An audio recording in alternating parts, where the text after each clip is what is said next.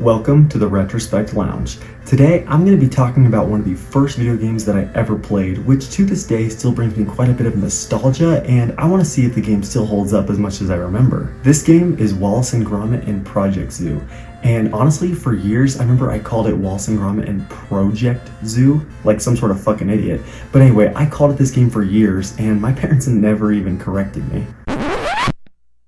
Anyway, this game is based off the popular 1980s and 1990s British claymation short series titled Wallace and Gromit. I remember watching the 3 original cartoons back when I was a kid, and I really enjoyed them. But what the hell was up with Wallace in the first episode titled A Grand Day Out? He looked fucked.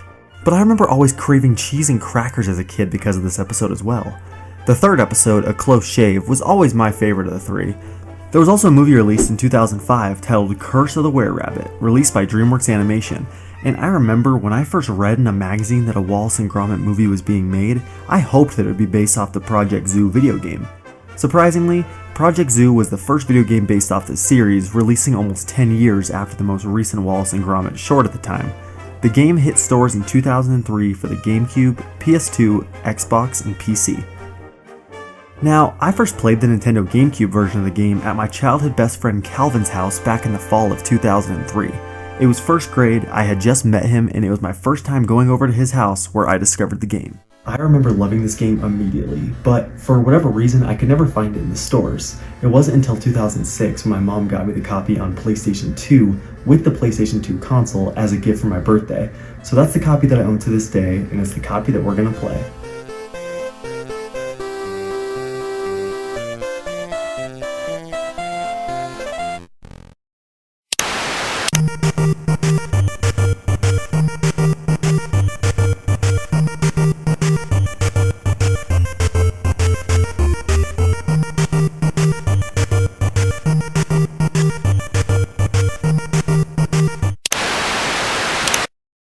I'm hoping that I love this game just as much as I used to. I mean, it's been about 10 years since the last time I played it, so I'm not sure what to expect, but we might as well find out by starting a new game.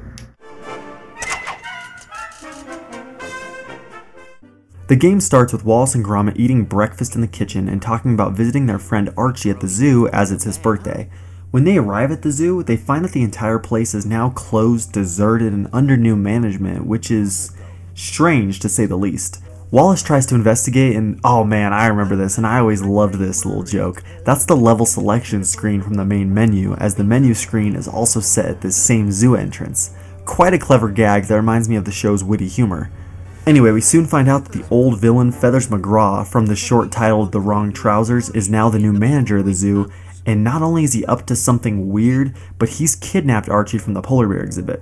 There's something pretty fishy going on here, lad, and it's not just Archie's birthday present. Oh, Wallace. What a fucking goober. But you gotta love him. So Wallace and Gromit build a contraption to get to the bottom of things by, oh, you know, breaking in and trespassing into the zoo. Like people do. But they come face to face with Feathers and chase him into the jungle house where the gameplay begins with our first area. This game is quite unique as you play inside of a zoo for the entire game, which is a brilliant concept that I really haven't seen done since this game came out. Well, besides like Zoo Tycoon and Planet Zoo, which is an interesting thing to note because Planet Zoo and Wallace and Gromit and Project Zoo were both made by the same game developer, Frontier. Weird.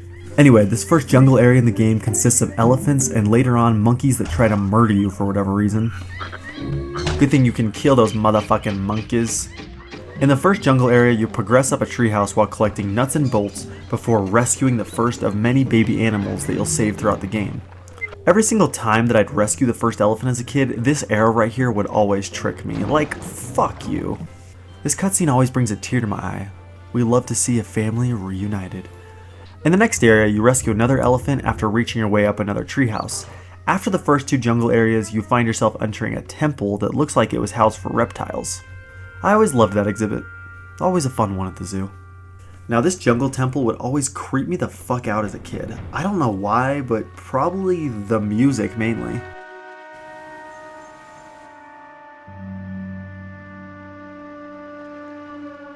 Yeah, it's the music.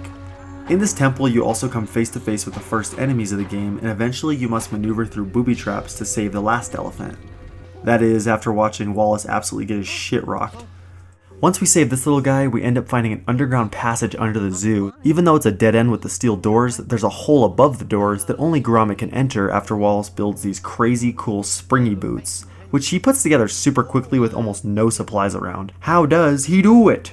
After bouncing his way up to the hole like Tigger, we're face to face with the very first boss, a deadly mining drill machine controlled by Feathers himself. This boss will kick your ass the first couple times.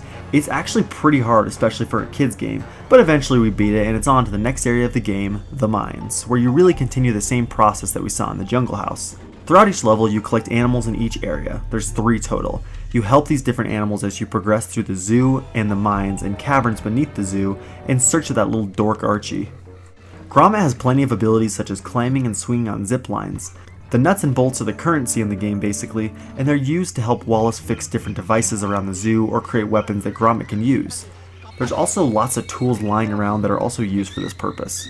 Some of the different weapons that Wallace will build for Gromit include a banana gun. Yes, a banana gun. But not quite like this. But no, it's like a gun that shoots actual bananas. There's also the porridge gun, which is pretty much a damn oatmeal machine gun, and eventually a turnip gun that does some pretty serious damage. I mean, look at the size of that! There's also items that you'll find such as a torch used to burn a tapestry like your average college stoner, and there's a fire extinguisher which is used quite a bit in the caverns. While exploring each area, you'll find a lot of coins, which if I remember, simply unlock clips from the original Wallace and Gromit shorts, so they're not necessary, but it's still a fun concept. Also, on the pause menu, you can consistently view hints, which basically help the player understand what they should be doing next to progress through the game. This was always pretty helpful, especially as a kid. While playing, something you'll discover is just how damn hard this game is. I mean, I was shocked upon replaying it just how difficult the game can get, especially later on. Is this game geared towards kids or adults? You'd think kids, but honestly, I used to rage at this game when I was young. It can get extremely frustrating. Especially on the PS2 version in the mines and caverns. I mean, the game is just so dark here, like I can't see shit at times, and it really fucking sucks when this happens. Like, shit. And I don't remember the GameCube version being nearly this dark. The bonus games are even harder, especially this one. I don't know if it's the slightly wonky jumping controls or just me being a dumbass, but I could not get far and gave up really quickly upon replaying. I also noticed that sometimes the camera controls can get a little fucked, especially in tight spaces, but it's not terrible, I guess. If you're getting your ass kicked enough, you'll find yourself with low health quite frequently. Gromit can restore his health throughout each level by eating crackers. You know, since they both love crackers. Yeah, it's a stretch for sure. The enemies throughout the game include flying robot penguins, shocking robot penguins, robot armadillos, scary robot spiky balls, and well, yeah, just a lot of robots. While the first level has a boss, most of the other levels don't, like here where instead of a level boss you fly this gyrocopter through lava tunnels while escaping the mines, while chasing after that Feathers fucker. Let me tell you a little story. One time I tried to build one of these things out of cardboard and I used that GameCube controller as like, you know, the control console to fly the thing, and I somehow convinced my brother that I flew it a couple inches off the ground. Yeah. Totally. If I did manage to build one, I would have crashed it like this. There's also another level like this where you shoot a tower with oatmeal while flying the gyro for some reason that I honestly forget now. Although eventually after the Polar Bear House level you drive a submarine and fight against the almighty snow blocks. Just kidding, the real boss here is Feathers' submarine. Something I haven't mentioned yet is the music, which we should really talk about because it is one of the best aspects of this entire game. It's fantastic. Each area has different music that matches the tone of the show at times while also fitting in with the vibe of each area of the zoo, mines, and caverns. There are even different variations depending on whether you're standing idle, moving, or even facing danger. A very cool touch indeed. And out of all these, the mines music is probably my favorite, especially with this random dude in the background just hitting that vocal stretch. As for the graphics, they're great for the time as the art style represents the spirit of the show quite well, which is an achievement as the original show was made from clay. The zoo locations are also really detailed, immersing you in the setting while providing fun details like these. Zoo offices, restroom. Yeah, the British are a little sexist. And even a contraption serving hot soup for the zookeepers that work here. I just love these little details, especially in the Polar Bear House with the posters and the viewing windows for guests of the zoo. As we continue with the gameplay, you'll notice that Feathers has all kinds of projects in the zoo as he plans his world domination, which starts with him running an underground diamond creating business inside of the zoo, which explains the mines, the lava, and the final level, which we'll see later. In each area, he has the poor animals working for him too. In the mines where you rescue baby beavers, you'll see the poor bastards mining for him. Like, damn, what an asshole Feathers is. The mines are a pretty fun area though, because you get to go boom bitch and all that. After the mines, you end up in the caverns, which I already mentioned here and there, and as a kid, I thought this was a literal volcano. Like, how the fuck is there all this lava underneath the zoo? Here you rescue some cutesy gorillas, and it's on to the next area, a warehouse, where zookeepers want to pump lead into a dog and straight up kill him. Like, holy shit man, chill out. But you have to sneak around in a cardboard box, cause yeah, that totally won't fool these guys at all. So you really gotta be smart with your movements, kinda like Metal Gear. Which I never would have expected out of a Wallace and Gromit game, honestly. In this area, you rescue pandas, and as you can see, Feathers has them working hard as usual too. In the 5th area, you're finally back in an animal exhibit at the zoo. It's the snow house where the polar bears live. It's Archie's homeland, where he was literally kidnapped from his family. This was always my favorite area of the game. I love the atmosphere and just the overall unique and often challenging gameplay mechanics in the area. After rescuing the babies, you reach the final level where we can track down that shitbag Feathers and finally put an end to it all. This final level, the Diamond Factory, includes puzzles and tons of enemies that you have to move past in order to save Archie and rescue baby kangaroos as well. Wait. There's zebras? Okay, this might be one of the craziest cases of the Mandela effect for me because I could have sworn it was kangaroos that you rescued in the last stage, but no. It's zebras.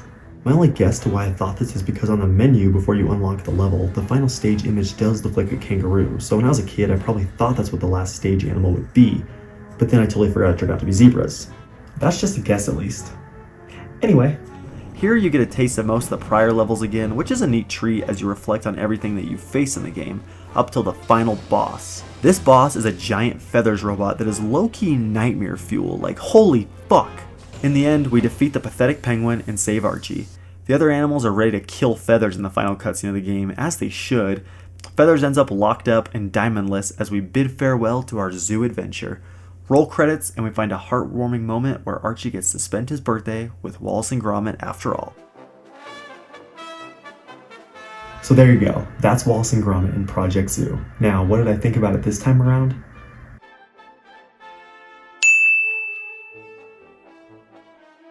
So yeah, there you go. While I still enjoy this game and find the plot and the gameplay to be unique and captivating, this game can also be quite challenging in a more frustrating way at times, and sometimes the controls and the lighting can ruin some of the fun of the experience. Something else super frustrating that I didn't mention before is that sometimes when you're calling Wallace over to fix shit or just come to find you, he gets stuck and can't figure out how to get to you. It doesn't happen often, but when it does, it's extremely annoying because you can really get stuck in the game because of this, and the only way to fix it is to go find his ass on your own to get him to follow you. But the good news is that we can beat the shit out of Wallace when he won't listen. Hey, cut that out! Oi! Get off! But overall, I'd still enjoy Project Zoo if you enjoy platform games or you're just a fan of the cartoon short series, as this game does feature a lot of unique gameplay mechanics and the environment is pretty interesting with a fun story. You just might need to take a few breaks every now and then in order to fully appreciate the game, especially when it gets frustrating. Speaking of breaks, I'm sure that Gromit could use a bathroom break by now. Where the hell is Gromit anyway? The fuck? Gromit? Gromit? Where are you, you bastard? Oh, there you are. Say hi, Gromit. Say hi. Okay. Have a question, comment, or concern? Or maybe you just want to know more about upcoming videos? Check me out and follow me on Twitter for exclusive updates and more.